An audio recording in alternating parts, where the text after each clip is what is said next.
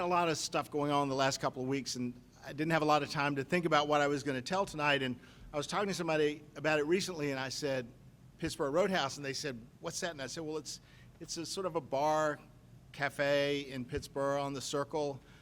And after I had that conversation with her, I thought about it, and I said, well, yeah, I know some stories that take place in a bar or are related.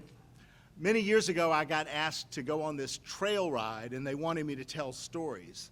So I started looking for cowboy stories, trail ride stories, that sort of thing. And I want to do two stories that I came across. One is actually a poem.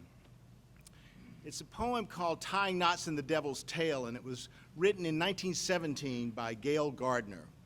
I heard his son do it probably 30 years ago as a song. And I've performed it as a song, but I really love it as a poem. And it goes like this. Way up high in the Sierra Peaks, where the yellow pines grow tall, Sandy Bob and Buster Jig had a rodeo camp last fall. They'd taken their horses and their running irons and maybe a dog or two, and they swear they'd brand all long-eared calves that come within their view. And any old dogie that flapped long ears and didn't brush up by day got his long ears whittled and his old hide scorched in a most artistic way. One fine day, old Sandy Bob, he throwed his Seago down and he said, I'm sick of the smell of burning hair, and I allows I'm going to town.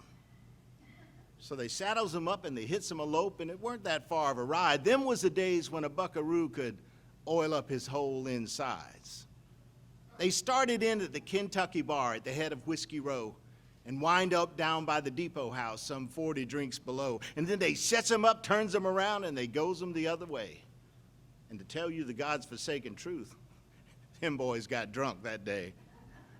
As they was a-heading back to camp, packing a pretty good load, who should they meet but the devil himself, prancing down the road.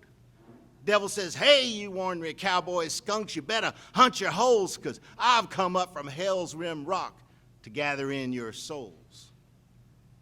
Old Sandy Bob said, devil be damned, we boys is kind of tight. You ain't gonna gather no cowboy souls without you have one hell of a fight. Well, Sandy Bob built a loop in his rope, and he swang it straight and true, and he lassoed round the devil's horns, and he'd taken his dallies too. Buster Jig, he was a riata man with his gut line coiled up neat. He'd shaken it out, built him a loop, and he lassoed the devil's hind feet.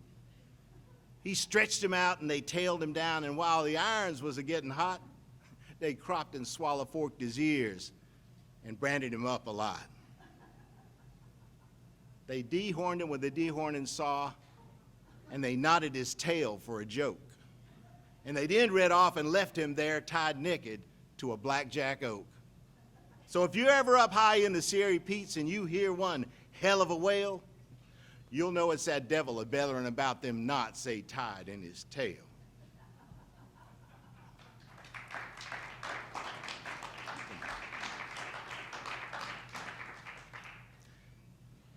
Now, the other story I want to do is called Mr. Death and the Red-Headed Woman. I first discovered that in an old collection, and I found out that this woman named Helen Eustace wrote the story. She was known as a mystery writer. Her heyday was the 1950s.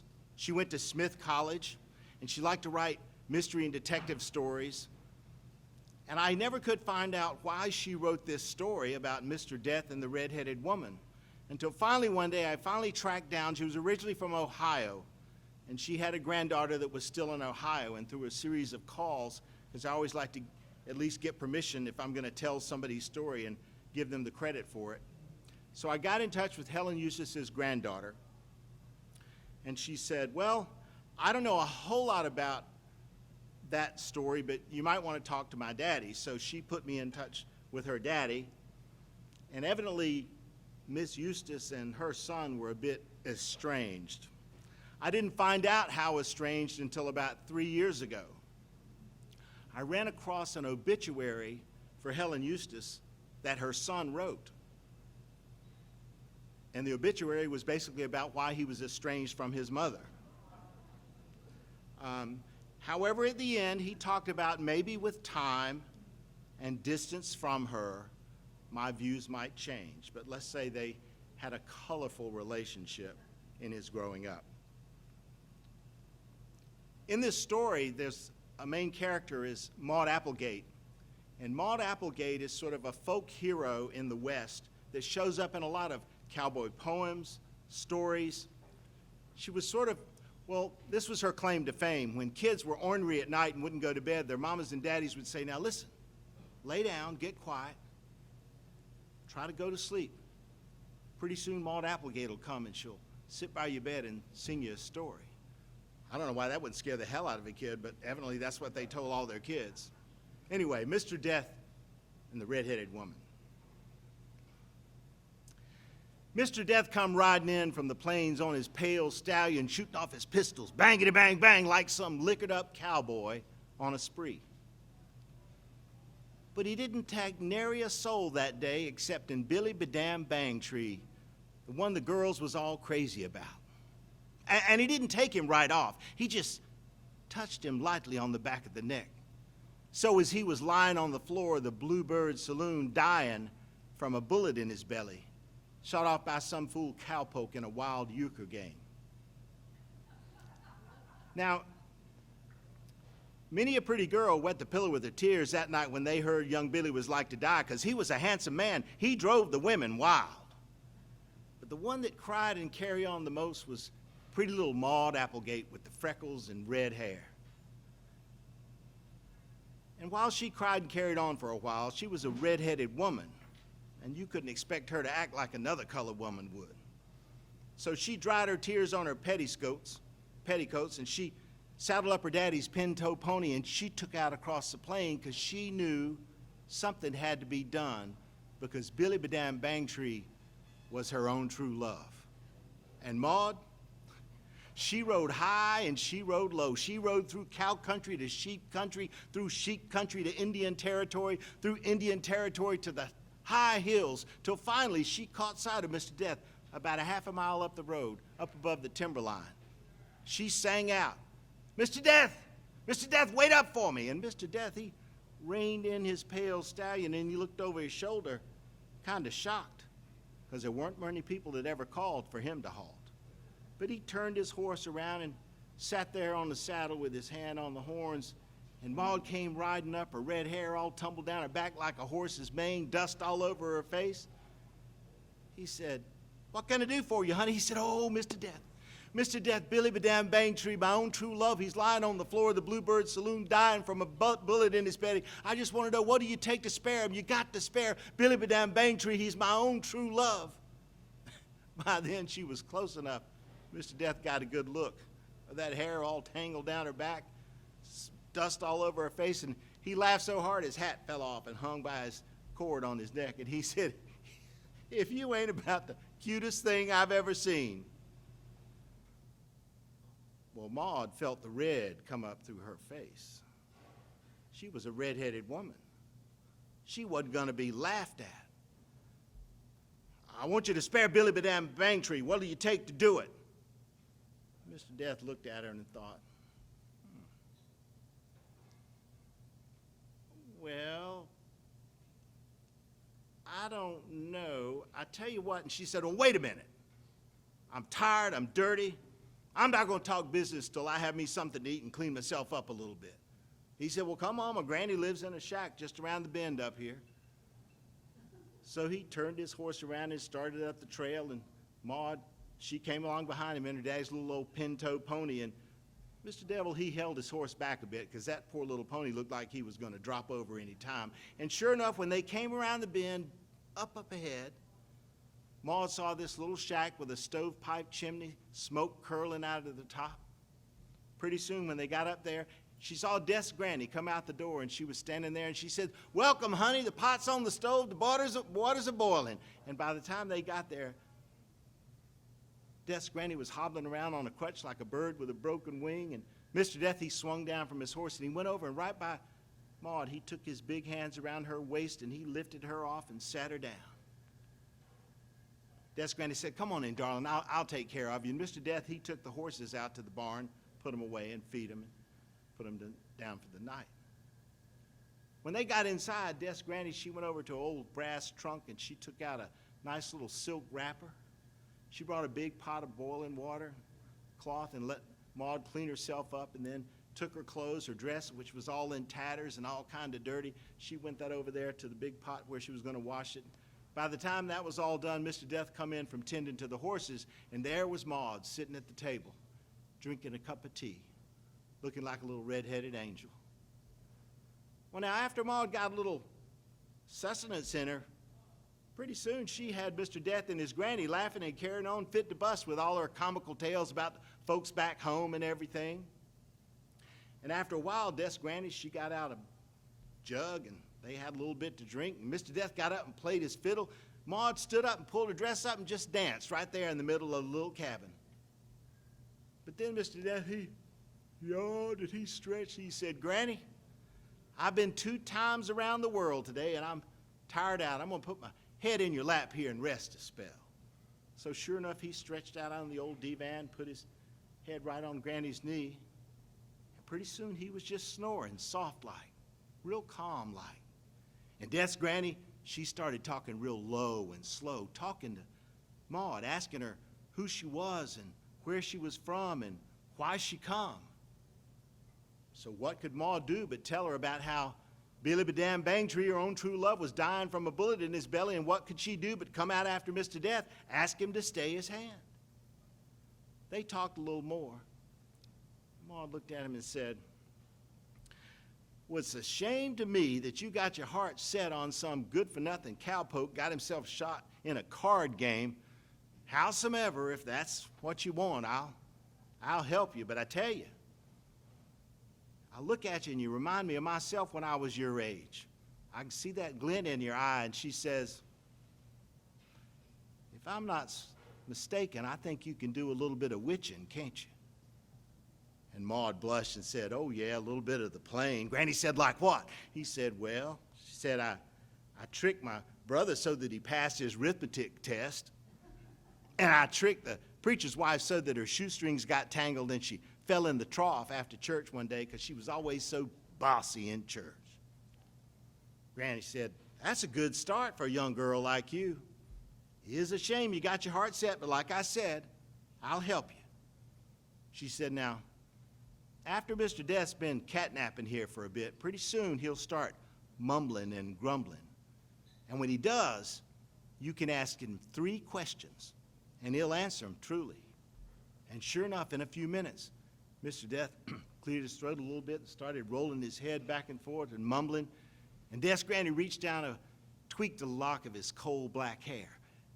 And real quick like, not without opening his eyes or anything, said, yeah, yes, what is it? Death's granny said, she wants to know what you'll take to spare Billy Badam Bangtree, her own true love. Mr. Death just heaved a sigh. Then he smiled and he said, well, Granny, she's a pretty little thing. For her, well, if it was somebody else, I'd make it 10 years of their life. But for her, I make it she has to ride with me twice around the world and give me a kiss on the lips. Well, when Maud heard that, she sort of sat up real straight in that ladder back chair and, whew. Granny said, well, she's got another question. She wants to know, why did you take her baby sister? And Death mumbled and grumbled a while and tossed his head back and forth, and finally he said, she was sick. She was in pain. I took her so she never would have any pain anymore. And then Death's granny looked down at him and said, she wants to know what you do when you're lonesome. And with that, Mr. Death, he rolled his face over against the back of the divan. She couldn't even understand. He was mumbling something under his breath. But then real slow like, he rolled his head back and he said, I look in the windows at night and see how the humans sleep in one another's arms. And then just like that, he woke up, coughed a couple of times, sat up, said, "Law me, took a little more than 40 winks, I think." He said, "Well, it's time to get off to bed." So Mr. Death went off to bed. Death's granny, she showed Maud into the little back bedroom, and she pulled a little trundle bed out from under her own brass-bound bed. And pretty soon, Maud was snuggled up in that trundle bed, wrapped up in a warm blanket. And before she knew it, she woke up. She could smell coffee and ham, and Death's granny had made a fine breakfast to stay them for their long journey of twice around the world. And after breakfast and everything, Maud turned, and there Death's granny had taken her dress, and she'd washed it, and she'd mended it, and she'd pressed it, and it was spread out there on the side of her brass bed. So Maud said thank you, and she put on her dress, and in no time she was standing out front at the gate. Mr. Death come up with his big old pale stallion. And when Maud turned to look at Death's granny, there were tears in her eyes. She said, "I thank you for the hospitality. I had a really good time. And if it wasn't for Billy Badam Bangtree, my own true love, I'd be right glad to stay." But Death came over, and he climbed up on his stallion, and he reached down and grabbed Maud by the waist and pulled him up and put her on the saddle right behind him, and they took off. Off through the mountains, up into the sky, where the pastures way up in the sky looked like buffalo running, but when she looked down, she saw that it was giant whales swimming through the deep green ocean. And then they got further in the sky, and there were big clouds that were big daddy clouds, and smaller mama clouds, and little baby clouds all around. They even went right by the moon, and Mr. Death let Maud stick her hand out, and she drug her hand right across, and it was cool and slick. And then when we were up among the stars, he let Maud grab a handful of stars, and she put them in her hair. Mr. Death said, "We can't go near the sun. We might get burned." And so they said, "We better head back. We got a journey to take." And off they went. And Maud, if she didn't just open her eyes, he took her to all types of climes, all types of houses. She saw rich folk, poor folk, folk that never spoke a word of English a day in their life, Chinese folk, Japanese folk, African folk. He showed her houses and dirty little huts, likes of which she had never seen in her whole life. But as they went to all these places, Maud was glad to see that not everybody took Mr. Death as such an awful character after all. The thing was, when Mr. Death arrived, those that were living, they couldn't see him. And they wailed and carried on a lot. But them that was dying, they looked up and saw Mr. Death, and they smiled at him like he was a friend, like they were glad to finally see him. They had quite a few travels. Mr. Death said, "Well, it's time to head back." But before they did, they went back out of the ocean again, and once again she saw those whales just swimming through the ocean like a herd of buffalo. He rode her right over the Nile, and she saw the crocodiles 2 by 2 in the Nile, and they came back, and he saw the lions, the male and the female. And as they were going along, and as she was holding to Mr. Death's waist, she thought, "I thought it was going to be scary." But she sort of liked holding him around the waist and being close up against him. Pretty soon they were headed back over the plains. She looked down and saw some wild horses running through the shrubs and saw some cattle. Pretty soon they were coming right down the main street, right past Tarbell's Emporium, the old saloon, Bluebird Saloon, where she knew Billy Badam Bangtree, her own true love, was. And sure enough, Mr. Death pulled up right there, and she said, "What are we doing here?" He said, "You'll see, just a minute." He climbed down off the horse, and he reached up again and took Maud by her tiny waist, and he sat her down, and he wrapped her in his cloak of invisibility. And he said, "Now, Maud, time for the rest of the bargain." And Maud remembered what she had said she would do. So she stood on her tiptoes, and she closed her eyes tight, and she puckered up her lips and stood there. And nothing happened. Finally, she opened her eyes, and Mr. Death was up there looking down at her, and he said, "No, Maud, the deal was you were to kiss me." And so she was obliged to ask him to bend down a little, and she found her hands around his neck, and she found her lips on his lips, and all kinds of emotions went through her bosom. And to tell you the truth, it was Mr. Death that stepped away first. He stepped away and he unwrapped his cloak of invisibility and he said, "Go on, Maud. Billy Badam Bangtree, your own true love. He's in there in the Bluebird Saloon waiting for you." And he wrapped himself back in his cloak, and she could hear his spurs jingle as he walked away, but she couldn't see him, and she heard his horse off going across the plain. And Maud turned around, and she had all these thoughts flying through her head and all these emotions in her bosom, and she didn't know what to do.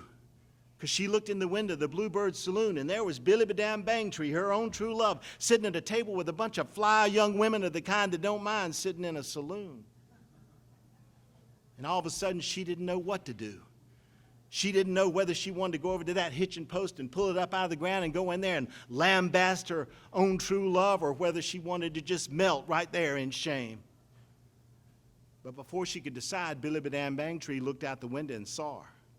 She saw him get up and come strutting outside those swinging doors and said, "Well, if it ain't pretty little Maud Applegate. How you doing, honey? Heard you was gone." Maud looked at him and she felt the red coming up through her, and she said, "Heard you were sick." He said, "Oh yeah, I was sick, mighty sick, almost died, would have died except old Injun Mary, she healed me with her poultices and healing herbs. She saved my life." Well, that was it. Maud Applegate, with her red hair and her red face and her red freckles, she just didn't know what to do. But all of a sudden, she got an idea. Because as she was standing there, she saw Pop Tarbell hang out the window of Tarbell's emporium upstairs, and he was about to let loose with a spit of tobacco juice. And when he spit, she witched it, and it came right across there and landed right in Billy Badam Bangtree's eyes. And he stood there stomping and a-cussing the kind of words that a gentle lady who doesn't want to hear. And he was yelling at her and everything. And Maud, she didn't pity him one bit. She ran over and she jumped on her daddy's pinto pony. She hadn't even noticed it was tied and refreshed right there to the hitching post. She jumped on her daddy's pinto pony and she took out across the plains. And Maud, she rode high and she rode low. She rode through cow country to sheep country, from sheep country to Indian territory, to the high hills, when she caught sight of Mr. Death about halfway up the side of the mountain. "Wait up, Mr. Death, wait up for me." And Mr. Death reined in his pale stallion, and he turned and looked. And when Maud come riding up on that little pony, he reached over and he grabbed her by the waist and he pulled her over on his horse and he kissed her good. And when they came up for air, he looked at her and he said, "I guess Granny will be right proud to see you." And Maud looked up at him and said, "They may never hear no more about you looking in people's windows at night." And Maud and Mr. Death, they rode on up the mountain and around the bend to Granny's. And as far as I know, Maud's still with Mr. Death, and they're doing quite well.